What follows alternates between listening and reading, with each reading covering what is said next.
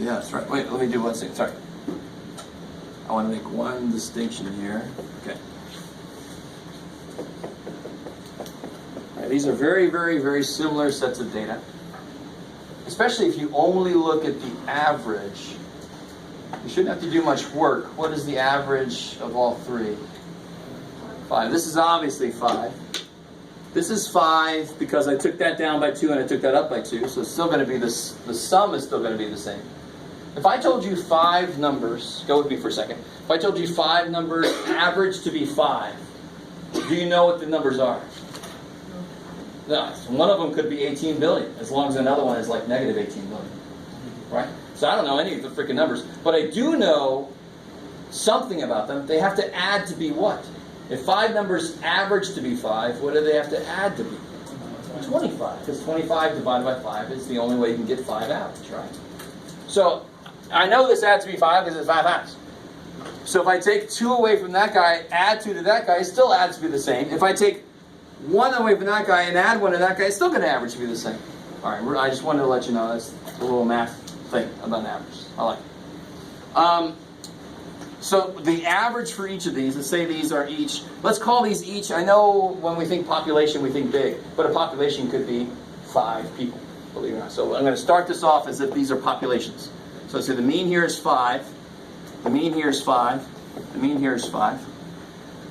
Now some of you guys might be like, why do we have to do all this work and make a new number up? Don't we already have something that measures how spread out the data is? And what's the only thing we have right now?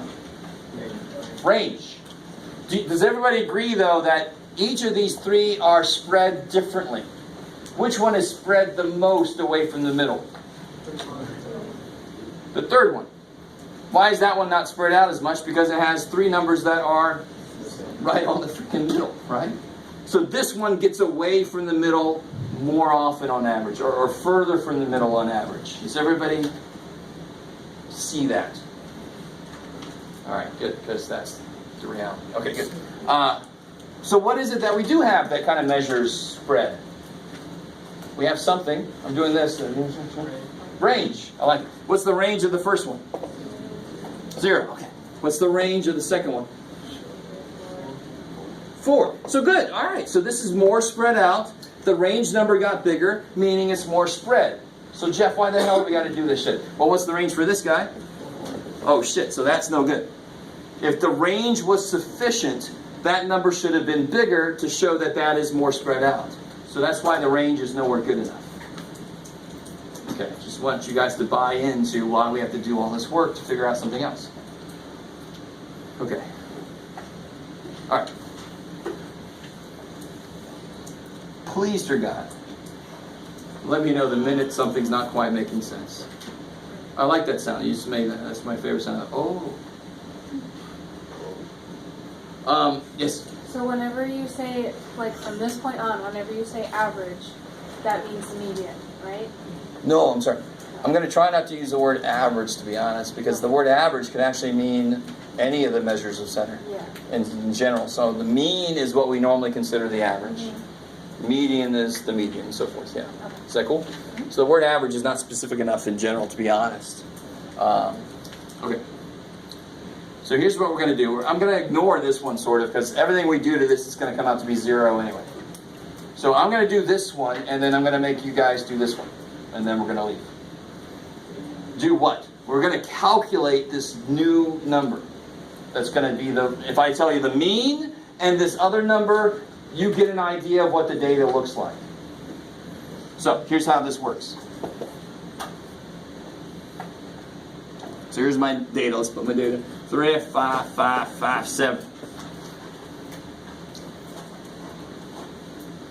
Now I really desperately want this to make sense.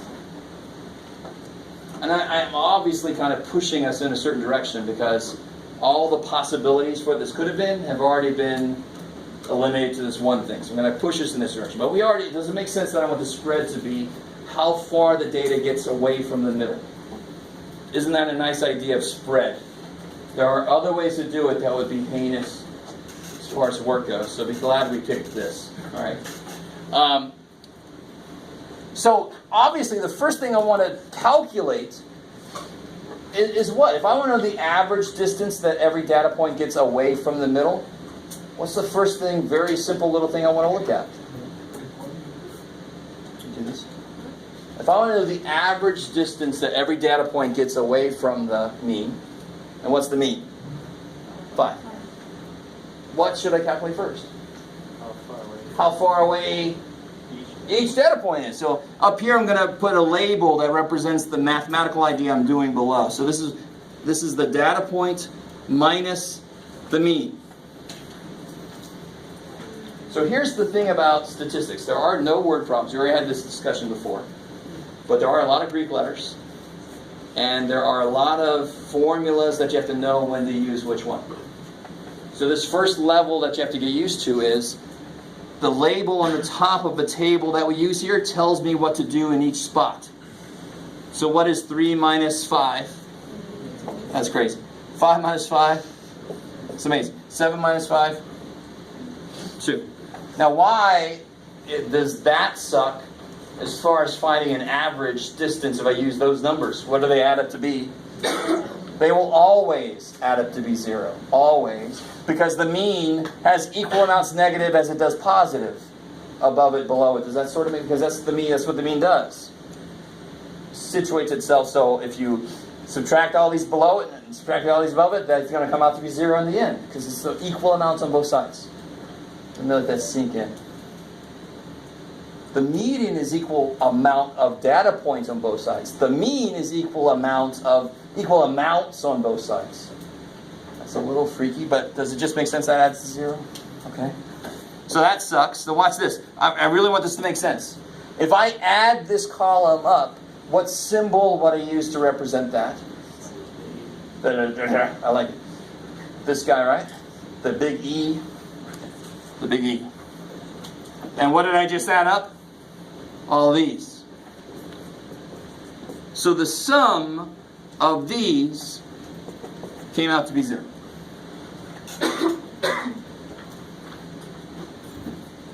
I like it. So what's one way I can take care of this problem? I mean, there's a way that we quickly discount, and I'll tell you a little bit about why. What is distance supposed to be in math? What represents distance in math? The what? The what represents distance? Anybody? Something always comes out positive. No. Absolute value.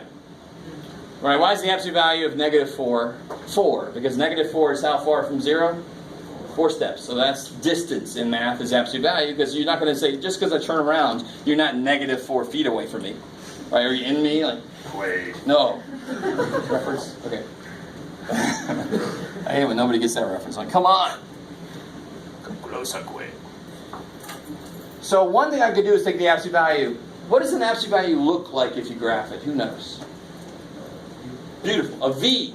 And what really sucks about that is it's like, I wouldn't want to be on this plane. Here we go. We're coming in. Holy shit! Nobody would survive that. Nobody would survive that turn, right? This isn't the whole story, but the whole story is a little bit much.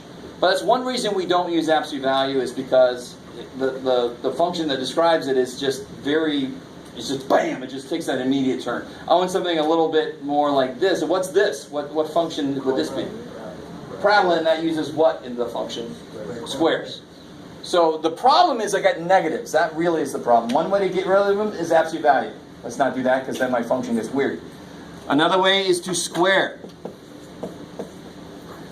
What time we got? I want to keep to my promise to let us out early. It's a promise I made to you and me. It's good to be a teacher. All right. So what do you get when you square each of these?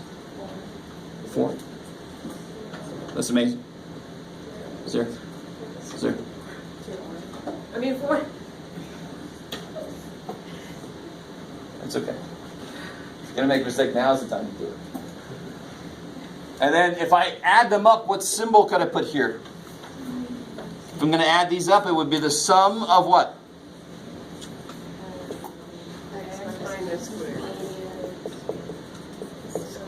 I like it. I don't really need all the freaking parentheses, sorry. I'm a little crazy. I want to add up these. So this is not plug stuff into here. This is make a table of these and then add them up. That's what that means. We're going to see a lot of formulas that has things like this in it. So you cover that up and you say, oh, I got to make a column of those, and then I'm going to add them up. That's how to read that. You can't plug shit in there. I need a whole bunch of things that represent each of the possible values of this. All right, so now watch. How do I take the average of anything? If I wanted the average squared distance, how would I find the average? How do I find the average of anything? Add them up. We just did that. And we got 8. And then divide by how many there are. So we're almost there. Holy shit. I really want you to make... See, we're doing this. Why did we square? To get rid of the... So what are we going to have to do at the very end? Square root. Because right now, if these are dogs, the number of dogs people own, these are dogs squared. Little square dogs. Whoa. Shit. Sorry. So at the very end, we had the square root to kill that square we had to do just to kill the freaking negatives. All right. I really want all this to make sense. What am I doing? Got it. So here's the formula. Here's the symbol we use for standard deviation. And actually, this is not quite it. That's the symbol we use for standard deviation of a population. See, it's Greek. It looks like an R that ate too much. Right? Fat R. And this is, remember, why is that there? Because we haven't taken a square root yet. So I want to get to the point where I get this. So whatever number I get here, so how do I find the average square distance? I add up all these square distances and divide by how many there are. Holy shit, there's our next level formula. And I do let you have formula sheets. You don't have to memorize these things. You're welcome. It's hard enough to know when to use which. I'm not going to add that on top. So I really want this. How do you find the average of anything? You add those things up and you divide it by how many there are. So how do I find the average square distance? I add them all up and divide by how many there are. So what do I get when I do that? That was 8. So you replace this whole thing with 8. Again, you don't plug stuff into here. This whole thing is 8. And n, of course, somebody said it? 5. What's 8 divided by 5? Real quick. If you double those, what do you get? 16 over 10. That's easy. 16 divided by 10 is? You can divide by 5 real quick. Make it frickin' 10. Yeah, Jeff. Okay, so that's 1.6. Or you do this. Yes. I do this, Jeff. All right. Sorry. And then what's the last thing we have to do, of course, like we said earlier? Square root. So what's the square root? 1 point, who to what? Keep going for me. 265? So 1.2? 649. So 65. Okay. So always round standard deviation to at least 3 decimal places. See how slow I'm talking? That's an incredibly important point. You're all like, come on, man. Keep your promise. So real quick, like I said, so what this represents, again, this is since we had a square, it's not perfect, but it's what we got. This is kind of an average distance that all these get away from the middle. So if you do this, will the number you get be higher or lower? It's like Price is Right. It's higher. Because which one is more spread out? This one. What would you get for this? 0, because it's not spread out at all. The more spread out it gets, the higher the number gets. How did you not use the minus and positive and negative value of the square root over there? And at the very end, just pick the... No. I like it. Good point. I was doing this, I was thinking I got to say something about this. When you square root, you put plus or minus, but we know this is an average distance, so we're going to pick the positive one. Just like in word problems in algebra, if you're building a shed, don't tell me it's negative 8 feet long. I get scared, right? Like, what did you make that shit out of? Is it going to suck me in? Is it black hole material? Nice shit. All right, I'll stop. So you guys do this real quick. This should be very, very, very quick. Do everything we just did, but do it for the last set of data. You already told me it should be bigger than this. You're all like, what? Just do it. Don't be groaning. Should be quick. You only have to change 2 things in it.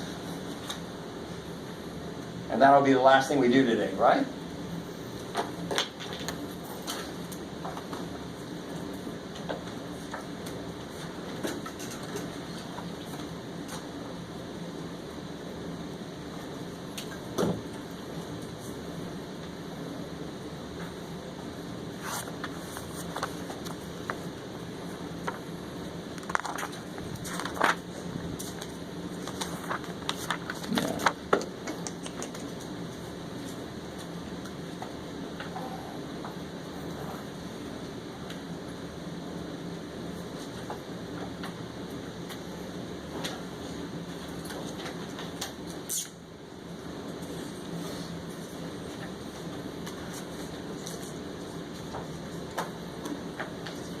So I don't know if you noticed, all you got to do, you already had that work.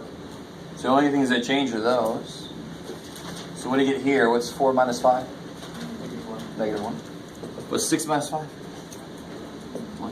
What's negative 1 squared? 1. What's 1 squared? 1. So then what do you do now here? The formula says I need to add those up. So I add those up. You get 10, kick ass. So the sum of those things squared is 10. Sorry. 10, right? The sum of those things squared is 10 divided by n. Still 5. So the variance is 2. That's what you call that. The variance is 2. When you take the square root, you get the standard deviation, the measure of spread. And sure enough, when you take the square root, what do you get? 1.414. Sweet. Is it what we thought it would be? Yes, it's bigger, representing the fact that this is a little more spread out than that. So my standard deviation number that we just created is more sensitive than R. It's better at measuring that spread. That's the thing we're going to use. Oh shit. So don't forget, Monday's a holiday. Wednesday we got a quiz. I'm officially going to make the quiz be chapter 1 through section 2.2. Haha. It's going to include histograms.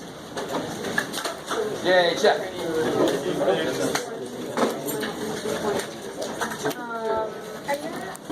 Yes.